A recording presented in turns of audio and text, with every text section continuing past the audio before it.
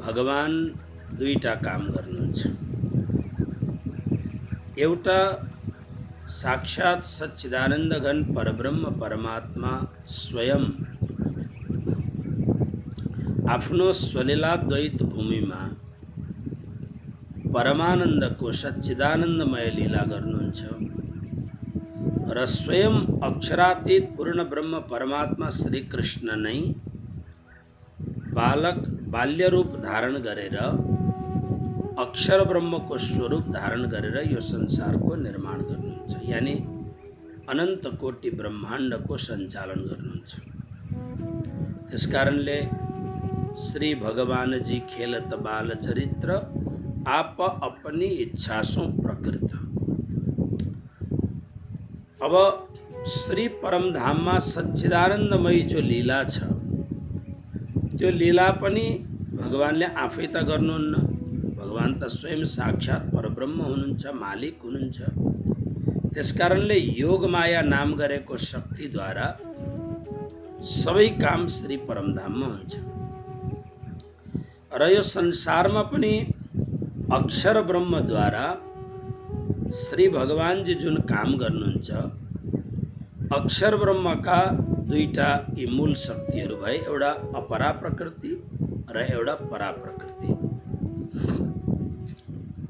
तपाईहरुले बडा स्पष्ट ढंगले चौथो र पाँचौं श्लोकमा बुझ्नुभयो। चौथो श्लोकमा अपरा प्रकृतिको वर्णन गरेको छ। अलिकति राम्ररी यी शब्दहरूलाई बुझ्नु होला।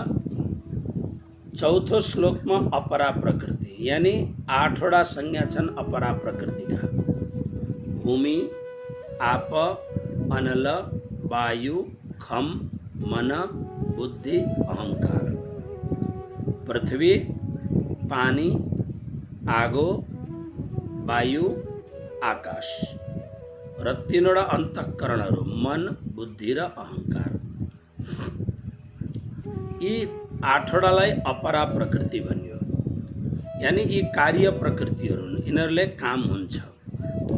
तर यो अपरा प्रकृतिले गरेको कुनै पनि कुरोलाई धारणता गर्न पर्यो, सञ्चालनता गर्न पर्यो।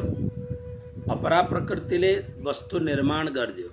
वस्तु निर्माण गरेपछि अब त्यसलाई त्यसको जुन सञ्चालन गर्नु छ त्यो कसले गर्ने भन्दा 5औं श्लोकमा अपरे अमित स्तन्याम प्रकृतिम विद्धिमे पराम परा प्रकृतिको वर्णन गर्नुभयो। अब यो परा प्रकृति के हो त भन्दा जीवभूताम। परा प्रकृति भनेको जीव स्वरूप परा प्रकृति हो। अब त्यसका लागि हिजो मैले थुप्रो उदाहरण दिएर हजुरहरूसँग निवेदन गरेको छ। हिजो जस्तो पिण्ड र ब्रह्माण्ड दुईटालाई लिउँ। जस्तो हाम्रो यो पिण्ड छ, हाम्रो जुन शरीर हो त्यसलाई पिण्ड भनिन्छ। पञ्जाबी परम्परामा पिण्ड भनेर गाउँलाई भन्दछन्। तर यहाँ पिण्ड जुन हो यो शरीर हो। शरीरका 5वटा जुन छन् आकाश, वायु, अग्नि, जल, पृथ्वी, क्षिति जल पावक गगन समीरा पंचरचित यह अधम शरीरा। अनि 3वटा जो 5वटाले बनिएको जुन समवाय छ त्यसलाई चलाउने 3वटा कुरो भयो, मन, बुद्धि र अहंकार। तर यो पिण्डलाई उभ्याएर यसलाई कार्य जगतमा परिणत गर्नका लागि कसले गर्ने भन्दा इलेक्ट्रिसिटी झैं परमात्माको जुन सदंश छ जीव, जसलाई हामी आत्मा पनि भन्छौँ, त्यो जीव आत्मा जब हाम्रो शरीरमा आएपछि अनि यो शरीरले त्यतिखेर मनले पनि काम गर्दछ, बुद्धिले पनि काम गर्दछ, अहंकार यानी बलले पनि काम गर्दछ। अनि आकाश, वायु, अग्नि, जल, पृथ्वीले बनिएको जुन यो पिण्ड छ, यो शरीर छ, यसमा 5वटा ज्ञानेन्द्रियहरू छन्, श्रवण, त्वचा, नेत्र, रसना, नासिका। 5वटा कर्मेन्द्रियहरू छन्, वाक, पानी, पाद, उपस्थ, पायु र 4 अन्तःकरण भए मन, चित्त, बुद्धि, अहंकार। यसको जुन समवाय हो, यसको जुन तयार भएको पिण्ड हो, आत्मा नभइकन यो चल्दैन। त्यसकारणले बाइबलतिर कथाहरू आउँदछ, खुदाले जब त्यो जुन फरिस्ताले शरीर तयार गरिसकेपछि पनि शरीर हिन्डुल गरेन, निर्जीव भइरहेको शरीर अनि त्यतिखेर खुदालाई आवाहन गरेपछि खुदा आएर उसको मुखबाट प्राण प्रवेश गराएपछि अनि मात्र त्यो प्राणी हिँड्न थाल्यो। यस्तो खालको कथाहरू आउँदछ। मूल कुरै यही हो, यो शरीरलाई यानि यो पिण्डलाई सञ्चालन गर्ने जीवभूताम जीव स्वरूप जुन जीव स्वरूप जसले यो पिण्डलाई धारण गरेको छ त्यसैलाई नै भगवान श्री कृष्ण परा प्रकृति भन्नुहुन्छ। अब यसरी नै ब्रह्माण्डमा के छ? अब ब्रह्माण्डको जीवको नाम के हो? मूल रूपमा महाविष्णु हो, यानी नारायण, आदि नारायण जसलाई भनिन्छ। र आदि नारायणका तीनवटा स्वरूप छन्, महाविष्णु स्वरूप, गर्भोदक साई विष्णु अनि क्षीरोदक साई विष्णु। अब यो तीनवटा अलग अलग होइन, नाम अलग अलग छ, तीनवटा अलग अलग होइन।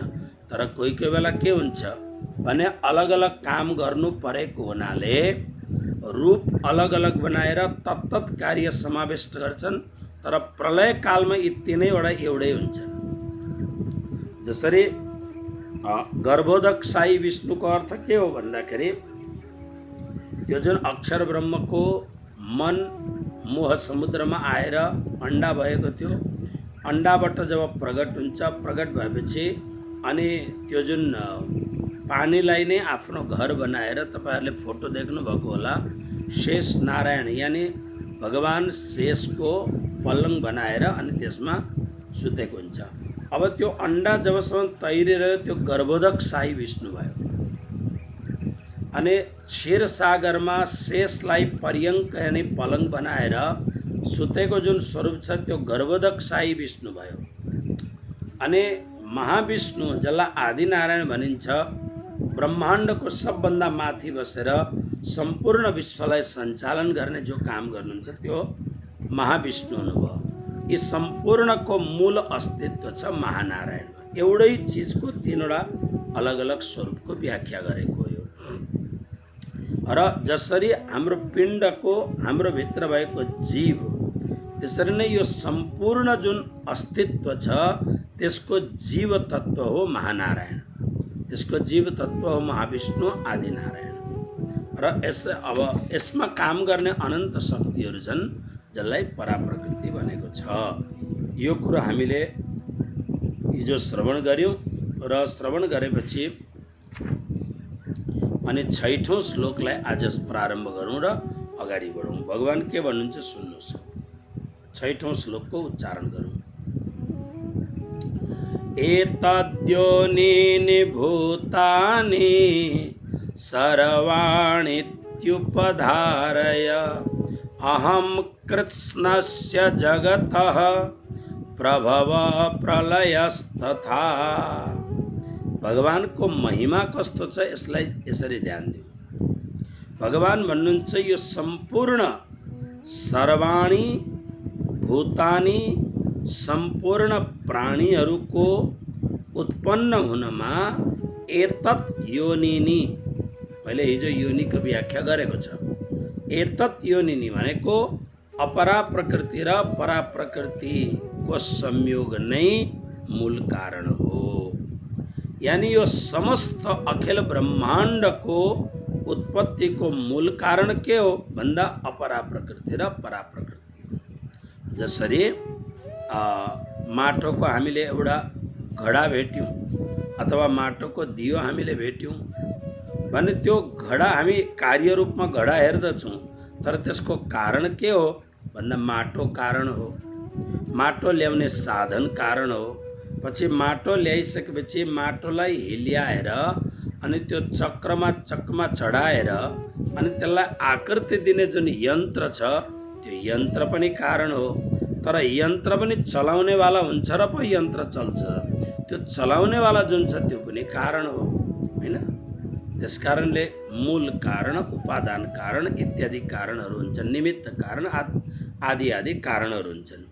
तर सीधा सीधा शब्दमा यो जुन सम्पूर्ण प्राणीहरूको उत्पत्तिको मूल कारण के हो भन्दा अपरा प्रकृति र परा प्रकृतिको संयोग नै यसको मूल कारण हो।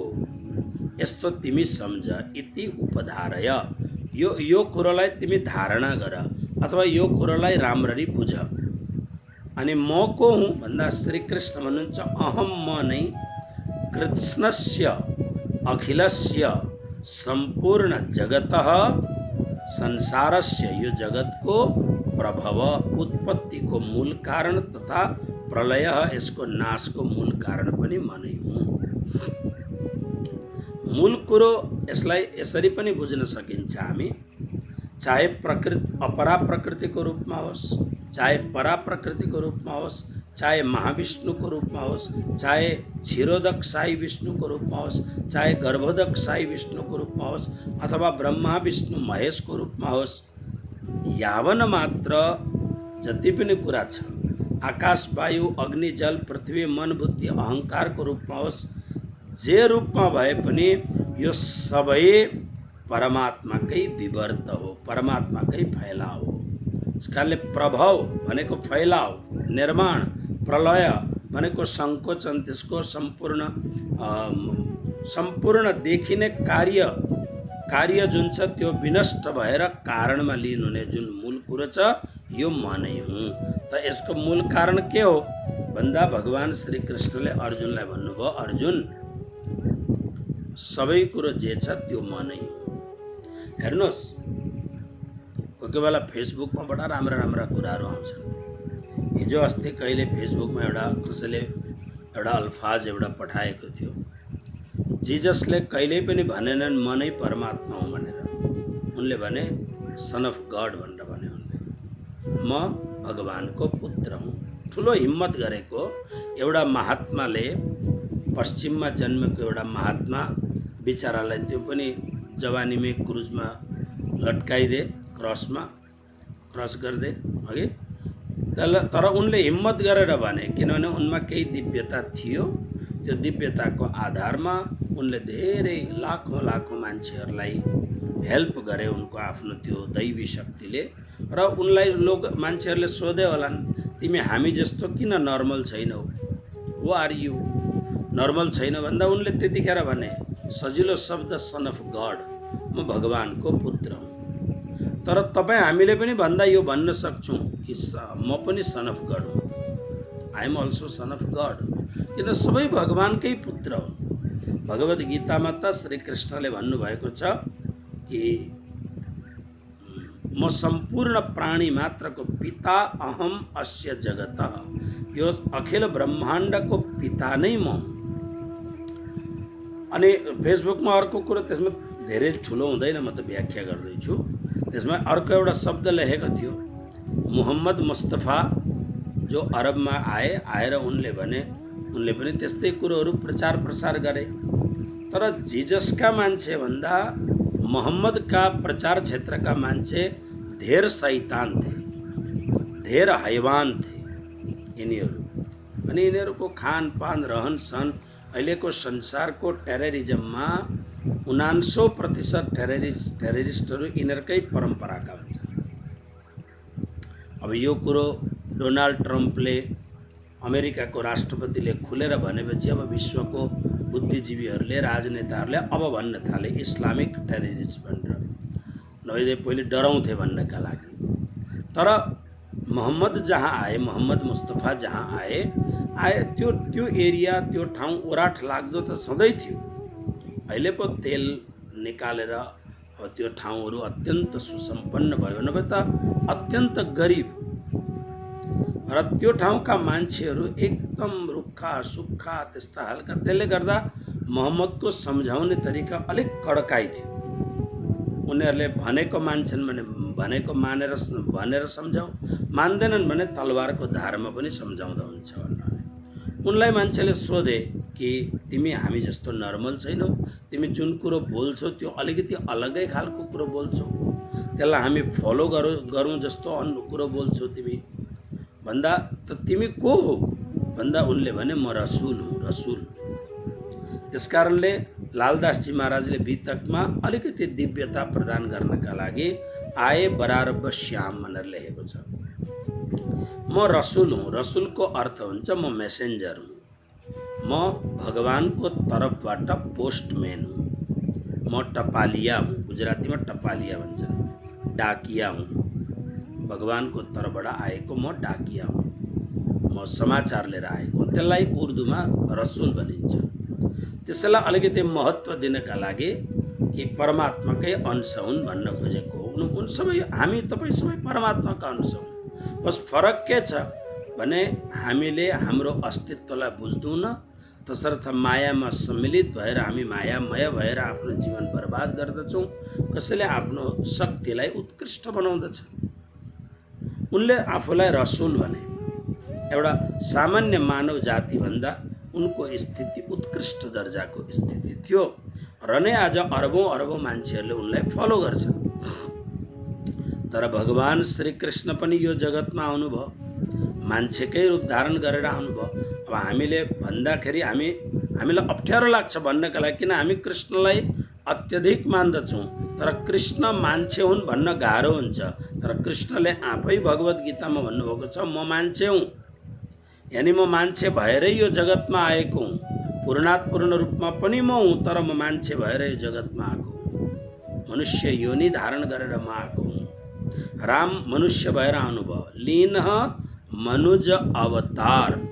कृष्णमा आउँछ बभोव प्राकृत शिशु। प्राकृत शिशु भनेको मान्छेको बच्चा भएर म जन्मे भनेर कृष्ण भन्नुहुन्छ। तर कृष्ण अयोनिज हुनुहुन्छ, राम अयोनिज हुनुहुन्छ।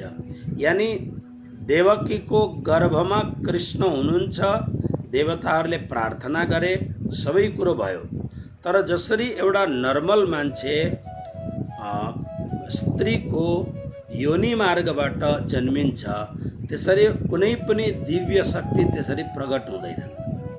अब अघि हेर्दाखेरि पेटमा देखिन्थ्यो, अहिले हेर्दाखेरि बाहिर देखिन्छ। यानि कुनै पनि त्यो आमालाई कुनै पनि त्यो के अरे सुत्केरीको व्यथा लागेर त्यो सब तकलिफ भएर सब हुँदैन। अघि पेटमा थियो, अहिले बाहिर निस्क्यो। यसलाई अयोनिज भनिन्छ। शिव पुराणमा नन्दीजीको जुन जन्म छ, भगवान शङ्करको वाहन नन्दी भगवान जो हुनुहुन्छ, भगवान शङ्करकै अवतार हो नन्दी। नन्दी पनि अयोनिज हुन्। मतलब यस्ता धेरै कुराहरू छन्। जस्तो अब नारद अयोनिज हुन्, सनकादिक ऋषिहरू अयोनिज हुन्, हामी सबै योनिज हौँ। तर जिजसले भने म सन अफ गड हुँ, म भगवानको पुत्र हुँ। मोहम्मदले भने म रसुल हुँ, भगवानको म सन्देशवाहक हुँ। तर भगवान श्री कृष्णले त्यो फेसबुकमा लेखेको हुन्छ। भगवान श्री कृष्णले स्पष्ट रूपमा भन्नुभएको छ, म पूर्णात्पूर्ण परब्रह्म परमेश्वर परमात्मा। अच्छा, यसको एउटा खासियत के छ भने हाम्रो यहाँ दुई प्रकारको फिलोसफी हुन्छ, दुई प्रकारको दर्शन हुन्छ, शास्त्र हुन्छ। एउटा दर्शन शास्त्रलाई नास्तिक भनिन्छ, समय बर्बाद नहोस्। एउटा दर्शन शास्त्रलाई नास्तिक भनिन्छ, एउटा दर्शन शास्त्रलाई आस्तिक भनिन्छ। नास्तिकहरूले मानिने जुन दर्शन शास्त्र हो, जुन फिलोसफी हो, त्यसलाई चारवाक फिलोसफी भनिन्छ। उनीहरूले एउटा अस्तित्व त मान्दछन् उनीहरू, तर त्यो अस्तित्वलाई राम, कृष्ण, बुद्ध, महावीर, मोहम्मद अथवा जिजस, यो कुनै पनि फर्मवाला जुन अस्तित्व छ, यसलाई उनीहरू मान्दैनन्। उनीहरूको भनाइ चाहिँ एउटा छ। जस्तो यो हामी भन्छौँ नि, अब अहिले हामी मनुष्य छौँ, गीतामा बार बार हामी सुनिरहेका छौँ, प्रत्येक शास्त्रमा सुन्दछौँ, राम्रो कर्म गर्नुपर्दछ।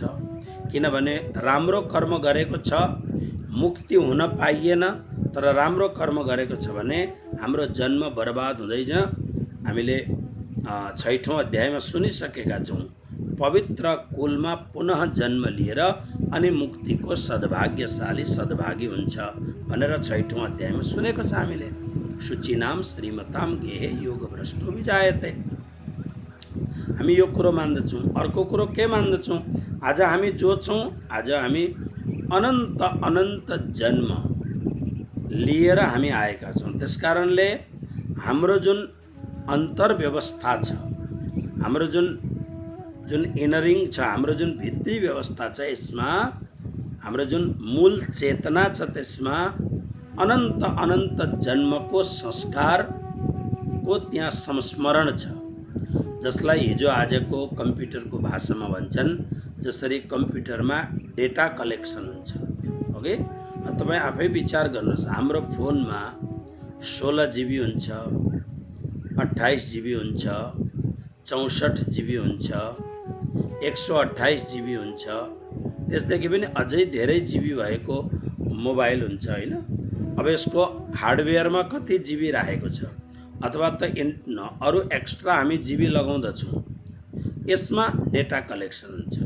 अब त्यो फोनको शक्तिभन्दा धेर डेटा कलेक्सन भयो भने अनि ह्याङ हुन थाल्छ।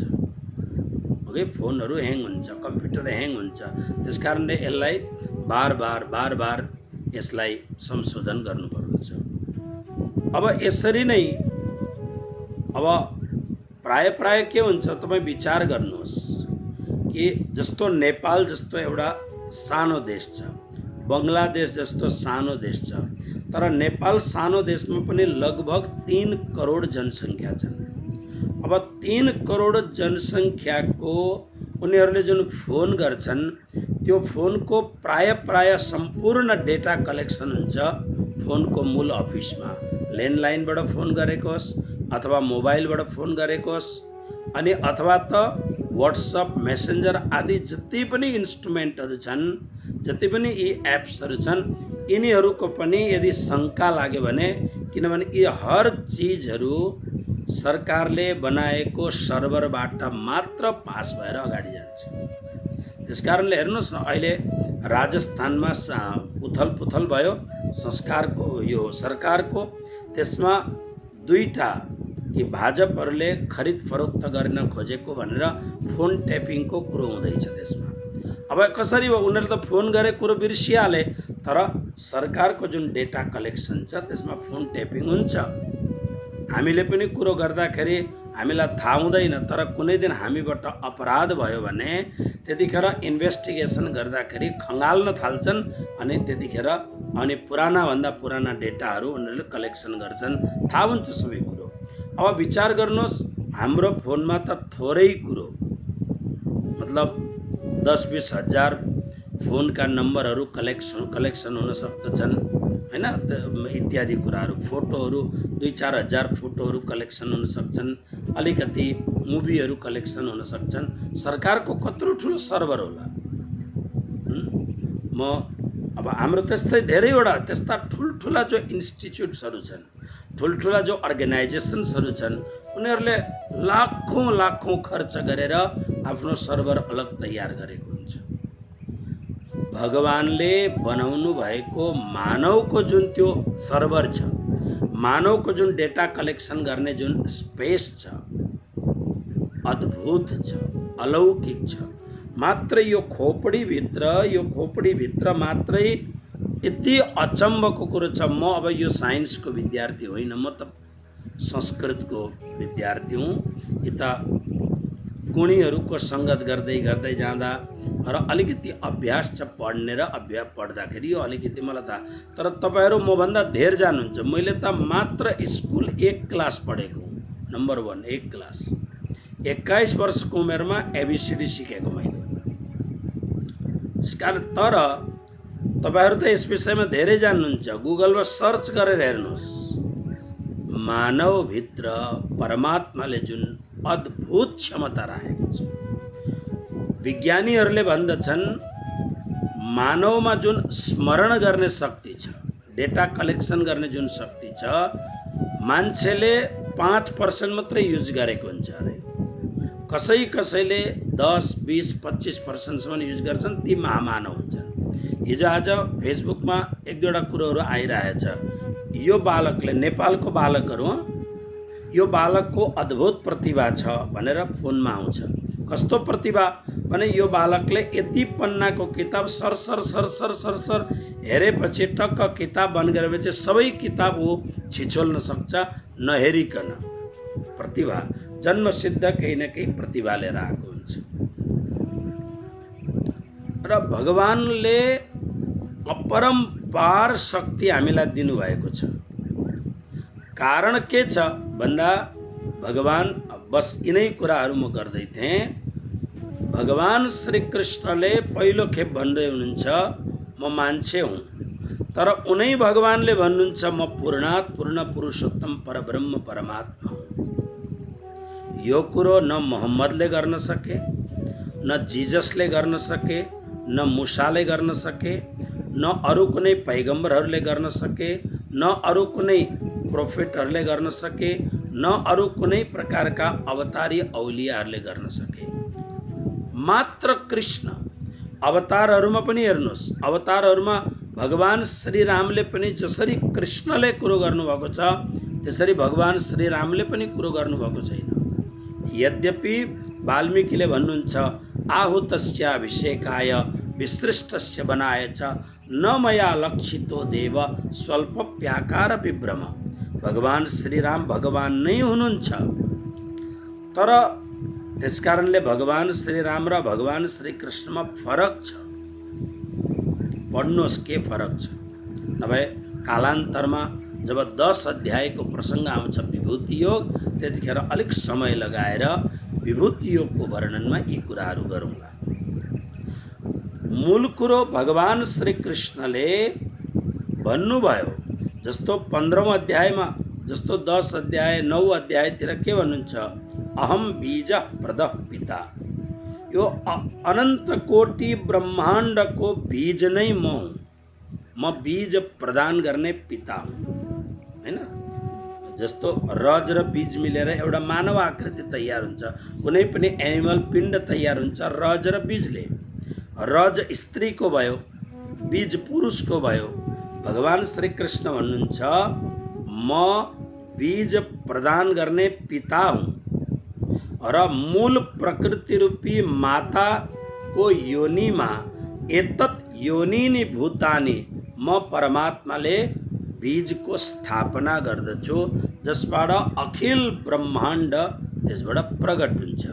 र भगवानको बीजबाट प्रगट हुनेमा को हो त भन्दाखेरि महाविष्णुदेखि लिएर भुसुनासम्म, नेपाली भन्छ नि भुसुनासम्म उनै प्रभु रहेछन् टम्म भनेर एउटा हाम्रो हजुरबाले भन्नुहुन्थ्यो। ब्रह्मादेखि भुसुनासम्म यस्तो केही श्लोक आउँछ उनै प्रभु। र फेसबुकमा लेखेको हुन्छ कृष्ण नै पूर्ण पुरुषोत्तम परब्रह्म परमात्मा हुन्। यसको प्रमाण यो हो कि भगवानले एकदम डङ्काको चोटमा भगवानले भगवत गीताका धेरै ठाउँमा, एक ठाउँमा मात्रै होइन, एक ठाउँमा मात्रै हुँदा त झल्यास जोस आउँदा भन्यो, फेरि भने नै, धेरै ठाउँमा भन्नुभएको छ। र त्यसकारणले श्री कृष्ण नै उनै परब्रह्म परमात्मा अक्षर ब्रह्म हुनुहुन्छ, उनै अक्षर ब्रह्म नारायण हुनुहुन्छ, उनै नारायण भगवान ब्रह्मा विष्णु महेश भन्नुहुन्छ, उनै ब्रह्मा विष्णु महेश अनन्त कोटि ब्रह्माण्डको जीव, एतत् योनि जीव भएर संसार चलाउनुहुन्छ।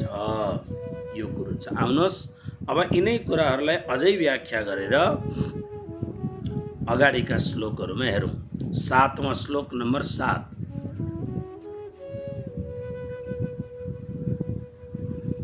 मत्तः परतरं नान्यत् किञ्चिदस्ति धनञ्जय मयि सर्वमिदं प्रोतं सूत्रे मणिगणा इव।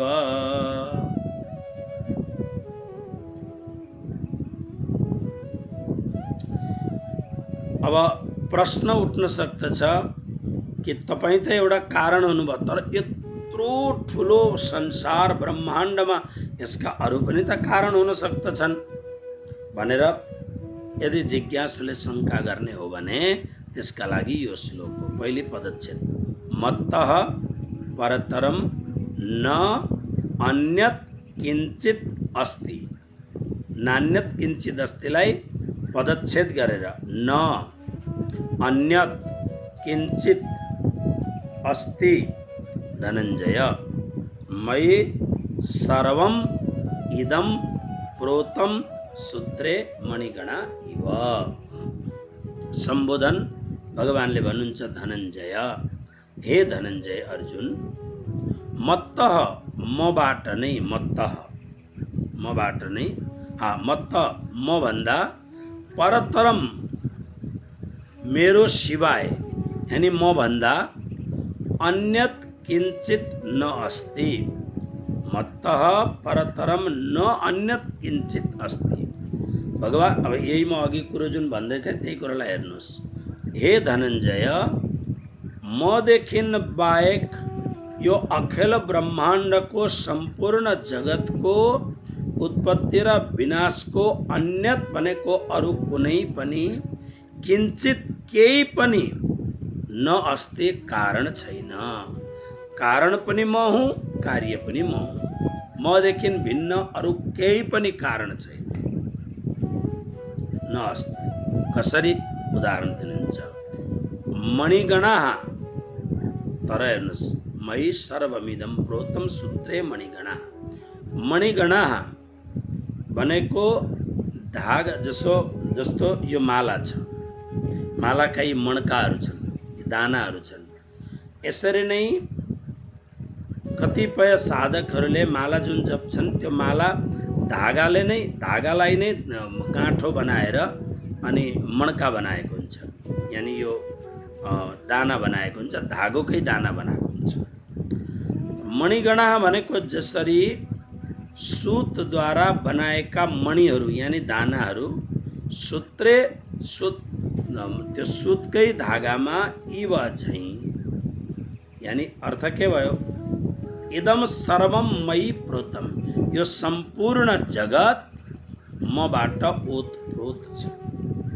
ओतप्रोत शब्दको अर्थ के हो भन्दा जसरी एक मन दुधमा घिउ ओतप्रोत छ नि, त्यो चाहिँदाखेरि त निकाल्नु पर्यो, त्यसलाई मथेर दही बनाएर। त भगवान भन्नुहुन्छ सारा विश्व मबाट नै ओतप्रोत छ। अब हेर्नुहोस् कसरी उदाहरण दिनुभयो। जसरी अब यो माला, अब यो त अर्कै वस्तुको यो दाना अलग हो, यसको भित्र धागो अलग छ। तर मैले अघि भने चाहिँ धागाको नै गाँठो बनाएर मणका बनाउँछन्, दाना बनाउँछन्। अनि फेरि अब हेर्नुहोस्, दाना पनि धागोको छ अनि भित्र धागो त छँदैछ त्यसमा। अब फरक के छ भन्दा केही पनि फरक छैन, किनभने धागो जसरी डोरीमा, दानामा पनि अनि डोरीमा पनि धागो नै ओतप्रोत छ, धागो जे छ त्यो धागो नै छ।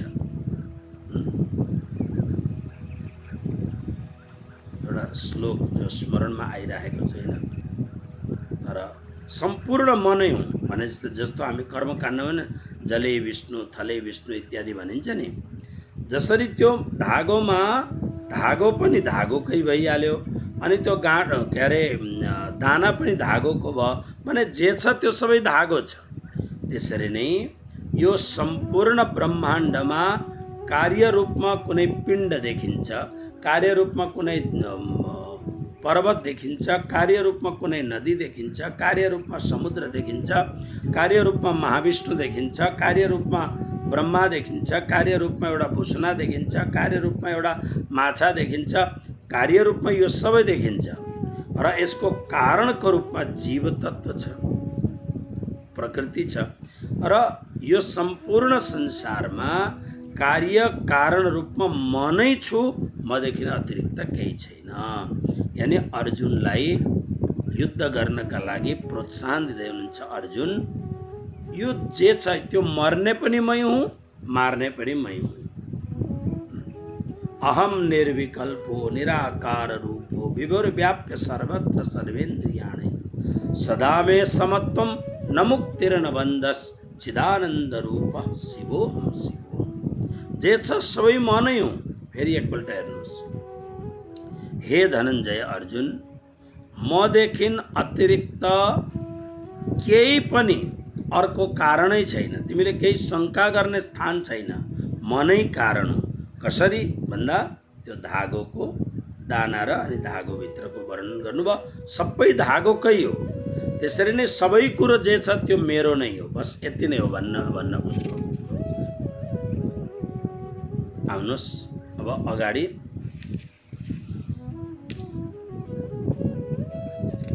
अर्को पनि उदाहरण महात्माहरूले दिएका छन्।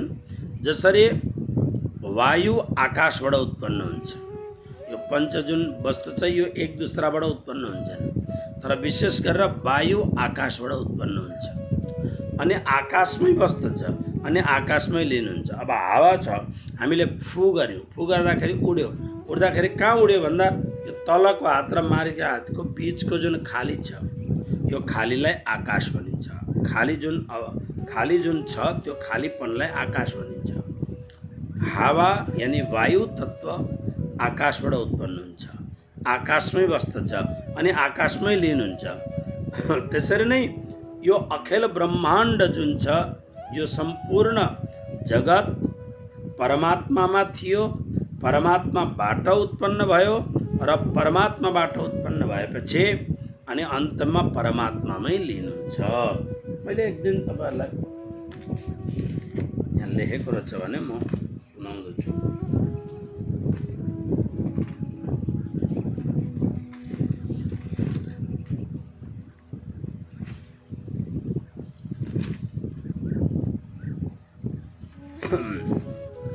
यो सम्पूर्ण जगत कसरी बन्यो फेरि बताउँछु। अब श्लोक नंबर 8 मा जाउँ।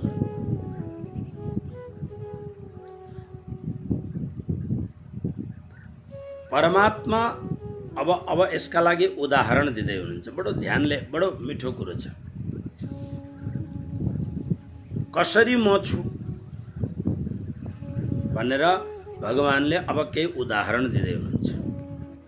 8 देखि लिएर 12 सम्म नै 8, 9, 10, 11, 12 यो 5 वटा श्लोकमा भगवानले प्रमाण दिएर भन्दै हुन्छ कसरी म यो यावन मात्र पदार्थमा कसरी म बसेको छु। पहिले श्लोकको उच्चारण गरौँ। रसोऽहमप्सु कौन्तेय प्रभास्मि शशि सूर्ययोः प्रणवः सर्ववेदेषु शब्द खे पौरुषं नृषु। पदच्छेद। रस अहम अप्सु कौन्तेय प्रभा अस्मि शशि सूर्ययोः प्रणवः सर्ववेदेषु शब्द खे पौरुषम नृषु। कौन्तेय, हे कुन्ती नन्दन अर्जुन, अप्सु भनेको पानीमा जति पनि जल पदार्थ छ त्यसमा रस अहम। अब हेर्नुहोस् परमात्मा कसरी यो यावन मात्र पदार्थमा परमात्मा कसरी बस्नु भएको छ, यानी केही उदाहरण दिँदै हुनुहुन्छ। जलमा जुन रस तत्व छ, जल भनेको रस त हो, जलमा जुन रस तत्व छ त्यो अर्को केही होइन, त्यो म नै हुँ। अप्सु भनेको जलमा, रसः अहम, रस म हुँ। शशि सूर्ययो, चन्द्रमा र सूर्यमा, हामी चन्द्रमा र सूर्य देख्दछौँ। चन्द्रमा र सूर्यमा प्रभा भनेको जुन प्रकाश छ, प्रभा छ। प्रभा शब्दको अर्थ प्रकाश। चन्द्रमा र सूर्यमा दुईटा अलग अलग प्रकाश छन्। चन्द्रमाको प्रकाश शीतल हुन्छ, सूर्यको प्रकाश अत्यन्त तेज हुन्छ। हामी बिहानको बाल सूर्यलाई त हेर्न सक्दछौँ, तर सूर्य जब छिपिँदै जान्छन्, यानी सूर्य जब मध्याह्नमा हुँदै जान्छन्, त्यतिखेर हामी सूर्यलाई हेर्न सक्दैनौँ। सूर्यका किरणहरू अत्यन्त प्रखर भइसकेका हुन्छन्, अत्यन्त तेजस्वी भइसकेका हुन्छन्। तर चन्द्रमालाई पूर्ण पूर्णिमाको दिन आकाशमा ढकमक्क पूर्ण चन्द्रमा लागेको बेला त्यो चन्द्रमालाई हामी आरामले हेर्न सक्दछौँ। त्यसकारणले भगवान यहाँ भन्नुहुन्छ, हे अर्जुन, शशि सूर्ययो, चन्द्रमा र शशि भनेको चन्द्रमा र सूर्यमा प्रभा अस्मि, प्रभा म, प्रभा मतलब प्रकाश म। सर्ववेदेषु, संपूर्ण वेदमा, यानी ऋग्वेद, यजुर्वेद, सामवेद, अथर्ववेद, संपूर्ण वेदमा, अथवा संसारका विश्वका सम्पूर्ण ज्ञानमा प्रणव ओमकार मौ। खे आकाशमा शब्द शब्दमौ। नृषु मान्छेहरूमा पौरुषम पुरुषार्थमौ। अब हेर्नुहोस्, अलिकति यसलाई ध्यान दिएर हेर्नुहोस्। पानीमा यदि रस भएन भने त्यो पानीको अर्थै हुँदैन। त्यसकारणले पानीमा जल तत्वमा रस भनेको मूल्य जुन कुरोले जल तत्वको महत्व छ त्यो चाहिँ परमात्मा म छु भन्नु। त यसको अर्थ यो हो नि, पानी चाहिँ परमात्मा होइन भन्दा पानी पनि परमात्मा नै हो।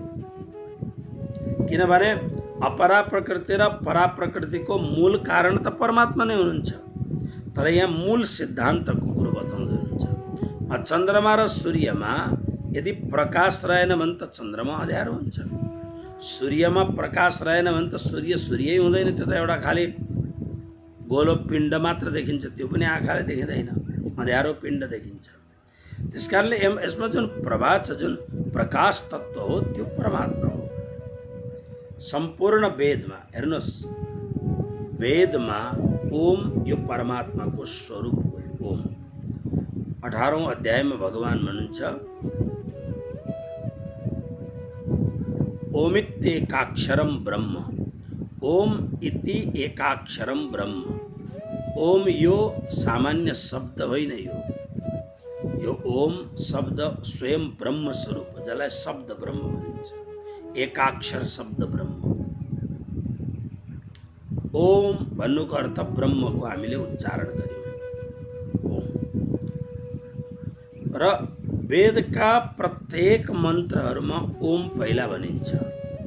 हरि ओम सहस्रशीरेखा पुरुखः सहस्राक्ष सहस्रपात सभूमिगुं सर्वतस्पृत्वा त्यतिष्ठ दशाङ्गुलम। पहिले ओम भन्यो नि। यो ओम चाहिँ वेदको प्राण हो। यदि वेदमा ओम छैन भने वेदको अस्तित्व छैन। र सम्पूर्ण ज्ञानमा पनि ओम नै प्राण हो, त्यो म।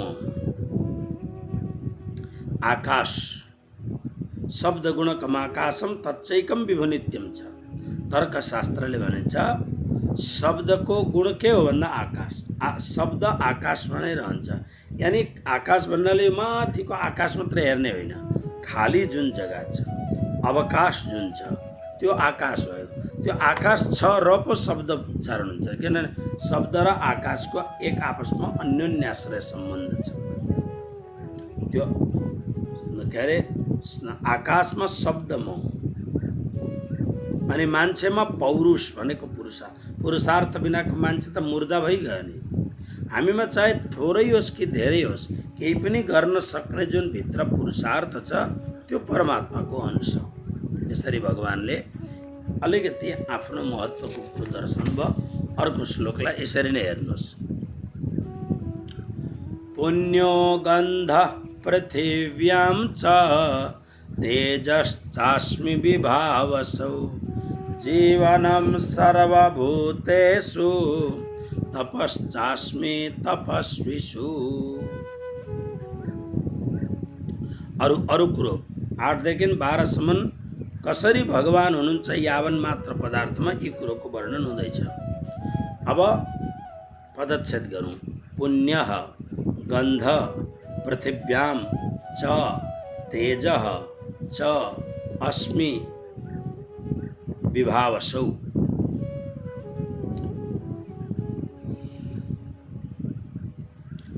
जीवनं सर्वभूतेषु तपः च अस्मि तपस्विषु। पुण्यः गन्ध पृथिव्यां। पृथिव्यां भनेको पृथ्वीमा, पुण्यः अत्यन्त पवित्र, गन्ध गन्ध। हेर्नुहोस्, पृथ्वीमा एउटा गन्ध हुन्छ। जब बारिश हुन थाल्दछ, तपाईँ खेत खलिहानमा निस्किनुहोस्, तपाईँ जङ्गलतिर जानुहोस्, एक खालको राम्रो त्यो दुर्गन्ध होइन, प्राकृतिक रूपमा एक खालको गन्ध प्रकट हुन्छ। त्यो कसैले बनाएको स्मेल होइन, त्यो अटोमेटिक एउटा गन्ध हुन्छ। किनभने पृथ्वीको गुण हो गन्ध। पृथ्वी गन्ध बगर पृथ्वी हुनै सक्दैन। त्यसले गर्दाखेरि पृथ्वीमा जुन बहुत ठुलो ठुलो ठुलो पृथ्वी देख्नुहुन्छ, त्यो पृथ्वीमा गन्ध जुन मूल तत्व हो त्यो म हुँ। च अनि विभावसौ, विभावसु भनेको अग्नि। अग्निमा तेज अस्मि, तेज म। अब अग्निमा जुन दाहकत्व शक्ति छ, अग्निमा छेउमा हात लानुहोस् अथवा कोही दिन आगोले पोल्दाखेरि थाहा हुन्छ हो मलाई पोल्यो अहिले भनिन्छ नि। त्यसकारणले त्यो अग्निको जुन दाहक तत्व हो, यानी अग्निको जुन तेज हो, कृष्ण भन्नुहुन्छ त्यो म हुँ। च अनि सर्वभूतेषु सम्पूर्ण प्राणीहरूमा जीवनम, जीवनी शक्ति। अब जीवनी शक्तिको इङ्ग्लिसमा अक्सिजन भनिन्छ, तर यहाँ जीवनी शक्तिको अर्थ अक्सिजन होइन। जीवनी शक्तिको अर्थ हो आत्मतत्व, जैविक तत्व जुन छ त्यो म नै हुँ। अनि तपस्वीसु, अब जो महान तपस्वी हुन्छन्, परैबाट हेर्दा थाल पाउँछ यो मान्छे सामान्य मान्छे होइन, यो तपस्वी हो। सामान्य संसारको मान्छे त उदास हुन्छ, अनुहार हेर्नु केही हराए जस्तो, केही गडबड भए जस्तो देखिन्छ। तर एउटा मान्छे हेर्नु एकदम तेजस्वी देखिन्छ। तर त्यतिखेर थाहा हुन्छ यो तपस्वी भनेर कुनै ठाउँमा एकदम आँखा चिम्लेर बसेर एकदम ध्यान गर्ने यसैलाई मात्रै तपस्वी भनिँदैन नि, हो कि? जस्तो धीरूभाई अम्बानी वो धनको तपस्वी हो। उसमा केही तपस्या के भन्दा उसले धनको लागि तपस्या गर्यो। त्यसकारणले यस्ता मान्छेका छेउमा जाँदाखेरि सामान्य मान्छे हतप्रभ हुन्छ। जो संसारका सर्वोत्कृष्ट मान्छे छन्, यी सर्वोत्कृष्ट मान्छेका छेउमा जाँदा अलिकति असमञ्जस, सामान्य मान्छे असमञ्जसमा पर्छ। जस्तो उदाहरणको लागि अमिताभ बच्चन विश्वको ऊ महानायक हो, मेगा स्टार हो। तपाईँ आफै अनुभव गर्नुहोस्, उसको छेउमा पुग्दाखेरि तपाईँलाई लाग्दछ केही चिजले तान्दैछ जस्तो अनुभव हुन्छ। जस्तो यो हाम्रो नरेन्द्र मोदी, अब जति गाली गरे तापनि नरेन्द्र मोदीको छेउमा त म उभिएको छु। हामी साधु भएर पनि त्यो मान्छेको छेउमा उभिँदाखेरि केहीले खिच्दैछ जस्तो हुन्छ, किनभने यो एउटा साधक प्रधानमन्त्री हो। मुख्यमन्त्री हुँदाखेरि 3 पल्ट मैले भेट गरेको छु। मतलब अनि यसरी नै म जब श्री 5 वीरेन्द्र सरकार हुँदाखेरि मैले भेट गर्ने मौका पाएँ। गएको बेला लगभग 15 मिनटसम्म उनको र मेरो साक्षात्कार भयो। साक्षात्कार हुँदाखेरि मैले अनुभव गरेँ कि यो परमात्माले जुन राजा बनाएर पठाउँछन् यसमा पनि केही कुरो त हुन्छ। त्यसकारणले 10 अध्यायमा भगवानले भन्नुहुन्छ नराणाम नृपोहम चास्मी, मनुष्यमा राजा म। हेर्नुहोस्, एउटा साधारण मान्छे पनि त्यो एउटा महत्तम स्थानमा गएर बसेपछि त्यो स्थानको प्रभाव यसमा हुन्छ, स्थानको प्रभाव हुन्छ। तर कोही कोही बेला के हुन्छ भने त्यो स्थानको प्रभाव हुन्छ, तर त्यो स्थानमा बस्ने मान्छेले अहङ्कार गर्न थाल्दछ। उसले के सोच्दछ भने ममा प्रभाव छ भन्ने सोच्दछ।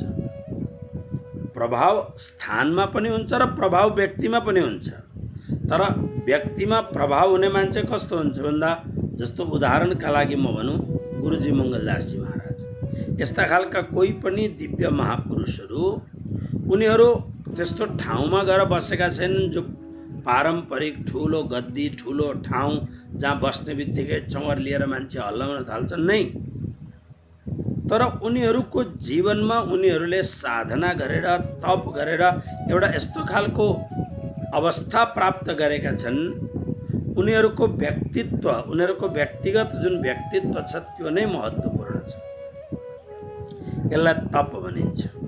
अथवा कुनै ठाउँ जो पुराना, कुनै पनि पुराना तपस्वीहरूले त्यो ठाउँलाई तपोमय ठाउँ बनाएको हुन्छ, चाहे यो कुनै पनि क्षेत्रको किन नहोस्। त्यसकारणले यसलाई अलिकति विराट रूपले हेर्ने र त्यो तपस्वीहरूको तप म। हेर्नुहोस्, तप नभइकन कुनै पनि क्रियामा तपस्या तपको प्रभाव नभइकन दिव्यता आउँदैन। जस्तो एउटा गाउने मान्छे त्यही गीत लिएर उभिँदाखेरि उसले त्यो गीत गाउन थालेपछि त्यो गीतमा एउटा अलौकिक आकर्षण बनिन्छ। सुनौ सुनौ सुनौ जस्तो लाग्दछ। तर कतिले गाउँछन्, सुनाउने इच्छा गर्दछन्, तर मान्छेलाई किन यो स्टेज किन दिएको बेकारमा? स्टेजमा बसेको छ, 1.5 घण्टा 2 घण्टा रगडेको छ एकदम। बडा सुन्ने मान्छेहरू बडा विचित्र ढङ्गले कोही मोबाइल हेरेर समय काट्छन्। अब कसैले केही गर्न सके पनि यता चिमटेर निन्द्रा आएर विचित्र हुन्छ, तर समय त उसले खान्छन्। तर एउटा मान्छेले गर्दाखेरि मान्छे तानिन्छ, आकर्षित हुन्छ। बोली अरू सुनौ अरू सुनौ अरू सुनौ जस्तो प्रभाव हुन्छ। एउटाले बोल्दाखेरि ओहो जयकारा लगाए हुन्थ्यो नि, यसो घडीहरू अझै 1 घण्टा बाँकी छ, बरु हुन्छ। मतलब कुनै पनि व्यक्तिको जुन महत्तम प्रकारको जुन त्यो पासाको जुन कुरो छ त्यो तपस्या हो र त्यो भगवान भन्नुहुन्छ त्यो मौन। अर्को त्यसरी नै श्लोक हेर्नुहोस्। बीजं मां सर्वभूतानां विद्धि पार्थ सनातनं बुद्धिर्बुद्धिमतामस्मि तेजस्तेजस्विनामहं बीजं मां सर्वभूतानां विद्धि पार्थ सनातनम। यहाँ पदच्छेद छैन, सीधा शब्द। तर बुद्धिमताम अस्मि तेजः तेजस्विनाम अहम। अब हेर्नुहोस्, पार्थ हे अर्जुन, सर्वभूतानाम सनातनम बीजम।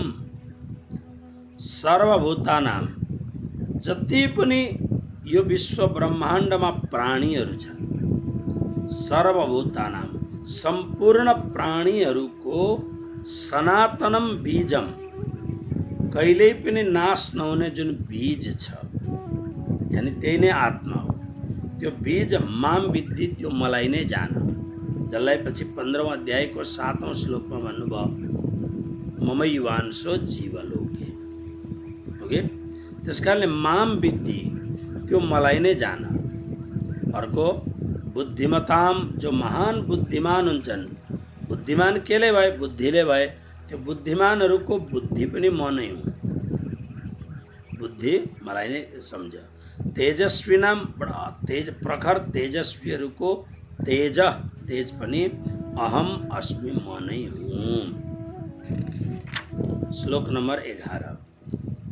बलम बलवताम चाहम कामराग विवर्जितम धर्मा विरुद्धो भूतेषु कामोस्मि भरतर्षभ। भरतर्षभ यहाँबाट अर्थ दिने। भरतर्षभ, हे भरतवंशीमा सर्वश्रेष्ठ अर्जुन, बलवताम, बलवानहरूमा बल म हुँ। तर कस्तो बल? यसका लागि विशेषण छ।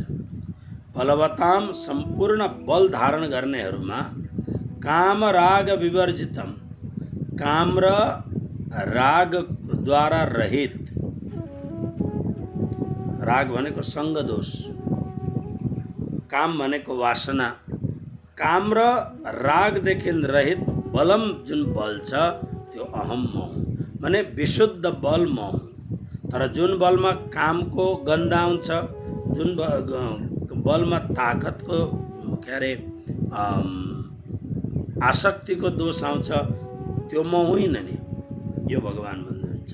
यसकारणले बलवताम, बलवानहरूको काम राग विवर्जितम, कामना र रागले रहित भएको बलम बल अहम म नै हुन्छ। अनि भूतेषु, प्राणीहरूमा, हेर्नुहोस् यो पनि एउटा शब्द सुन्ने जस्तो छ।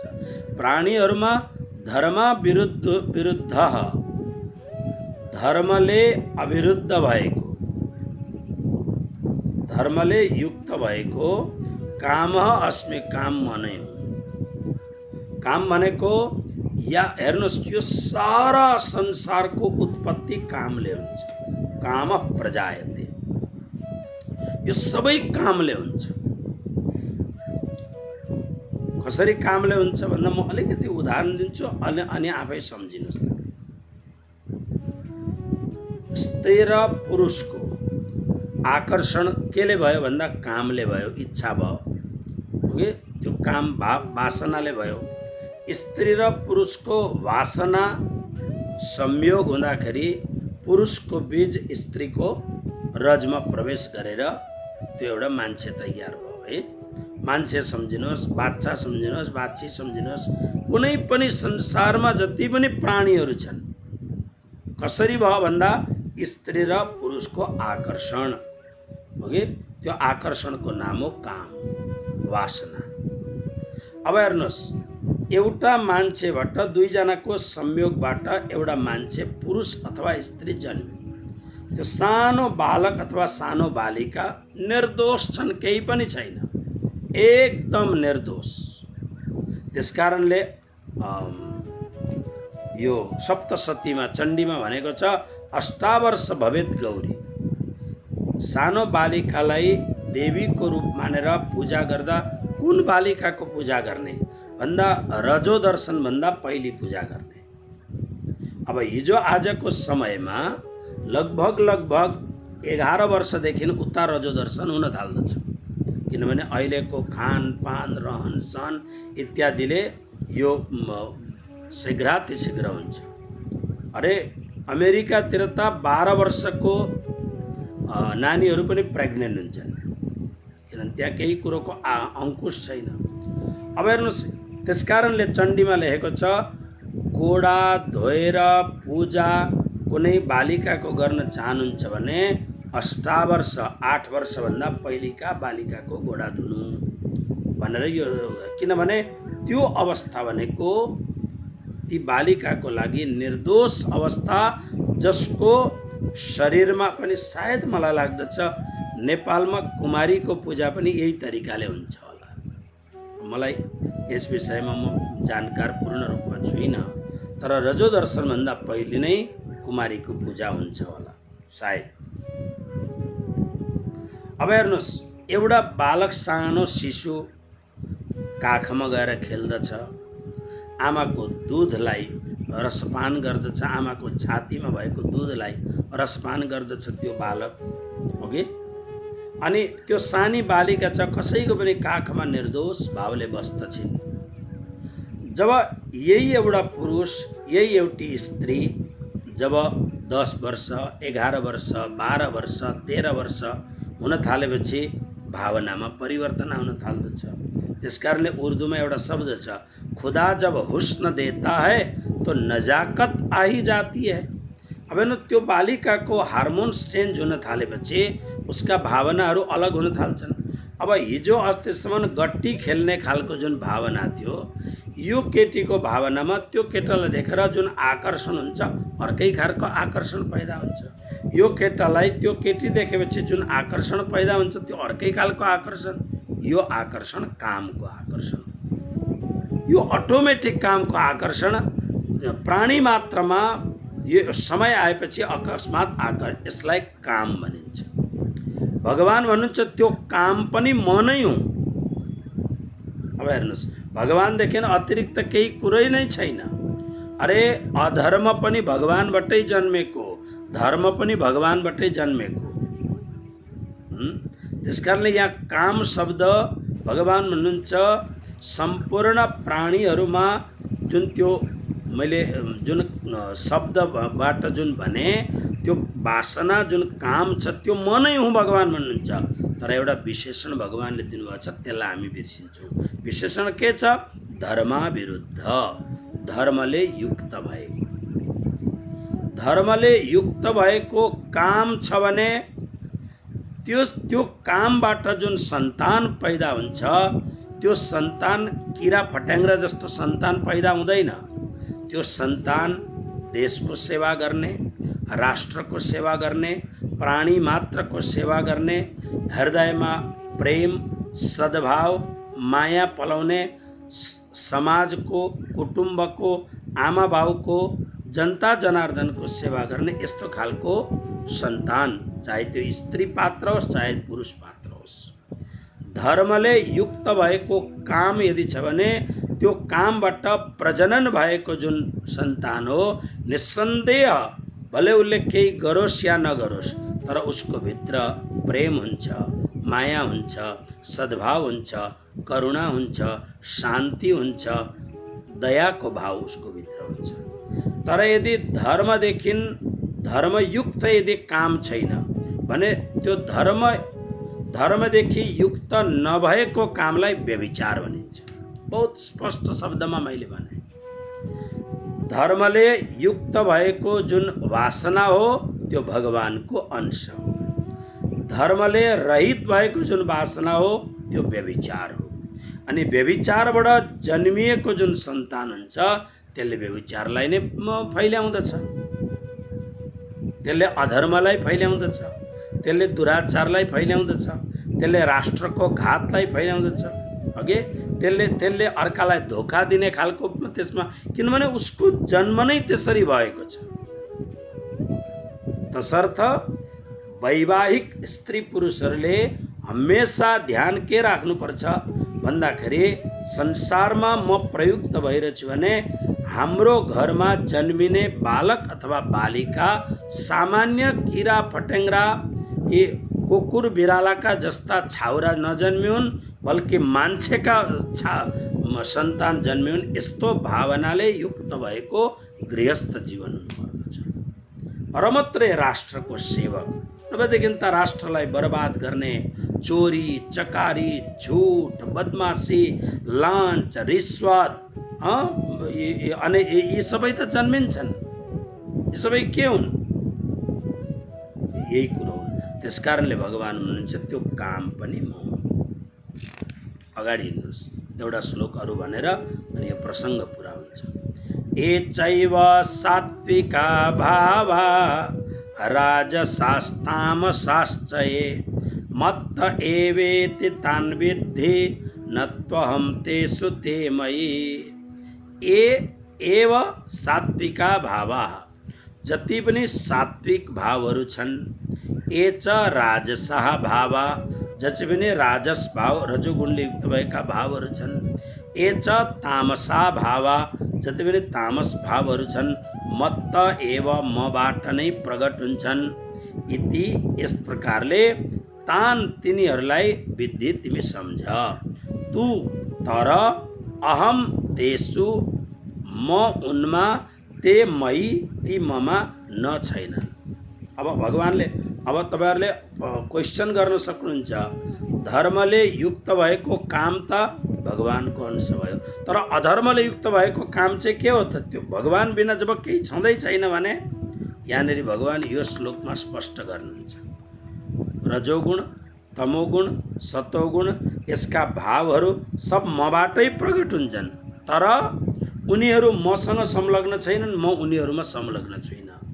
म त्यसबाट अछुत छु, एकदम निर्दोष छु, यो भगवान भन्नुहुन्छ।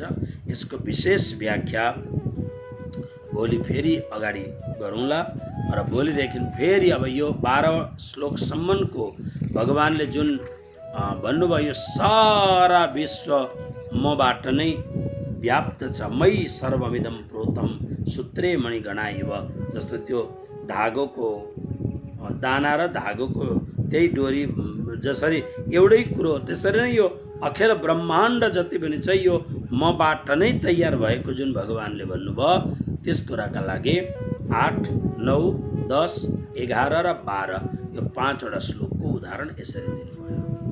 अब 13औं श्लोकबाट फेरि अब यही कुरोलाई पुष्ट गरेर प्रकरण अलिकति भिन्न आउँछ। यो वर्णन हामी भोलि श्रवण गर्नेछौँ।